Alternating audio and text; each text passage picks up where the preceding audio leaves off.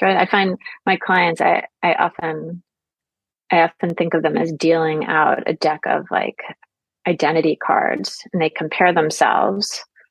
I compare myself on the mother identity card to the best mother I know. And I compare myself in the work identity card to the best worker I know. And I compare myself in the scientist identity card to the best researcher I know. And so you have all these cards that are all pieces of our identity, and you choose some exemplar from each piece who has generally nothing else but that piece, right? Like the best researcher doesn't have a family, doesn't do other things, just researches all the time. The best of each of these things tends to be like very unique focused.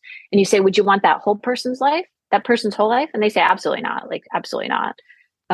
But you're going to make yourself feel bad. You're going to hit yourself with that stick because you don't, in that category, you don't shine in the way that person shines. It's like very, very much sets us up to feel awful about ourselves. Yeah. I hope that a lot of people are listening to that thinking, oh, this is me, and getting that beautiful insight, which can allow us to make choices.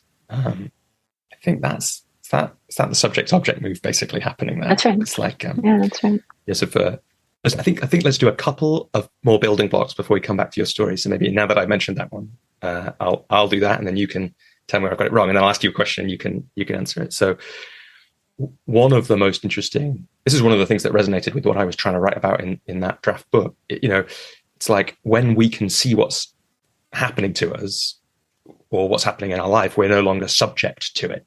It's no longer happening to us. It becomes an object we can see. And so for people listening, this is a lot of what people are doing in their coaching. It's helping their clients see something, slow down enough in the conversation by asking great questions and reflecting things back to see something they hadn't seen before, which gives them this little bit more choice and perspective.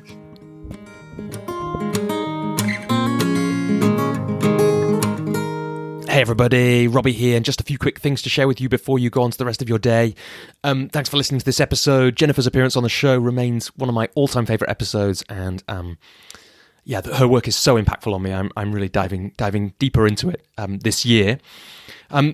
As you've listened, I imagine you probably think that the work we're doing is important and valuable and interesting, and we think so too.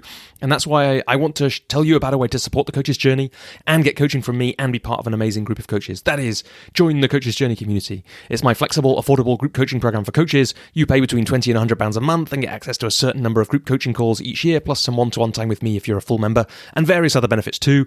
And of course, you get the chance to be connected to other amazing coaches on their own journeys. And in that coaching, I bring influence from all the great coaches I've learned from over the years, including Jennifer Garvey Berger. You can join the community at thecoachesjourney.com/community. You can also become a supporter of the podcast if you want to give financial support to us, but the community isn't right now. Find out more about that in the show notes, wherever you're listening. And if neither of those is the right thing for you right now, please click subscribe or follow wherever you're listening to this podcast. It really makes a difference to us being able to continue to keep the show free, and also makes us happy because it's one of the KPIs that we follow. Also, do check out, there's a link in the show notes to my upcoming event in May in person with Claire Pedrick of Simplifying Coaching and 3D Coaching and the Coaching In.